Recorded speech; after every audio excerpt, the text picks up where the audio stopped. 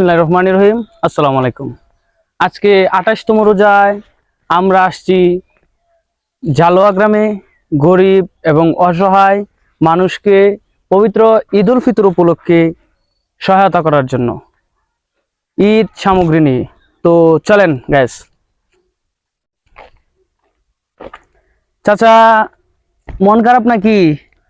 হ্যাঁ, বসে আছি মানে। ও, ঈদের কেনাকাটা হয়েছে? হয়েছে না মানে, করবো এরকম। আচ্ছা উঠেন চাচা, উঠেন। তো ঈদের কেনাকাটা হয় নাই?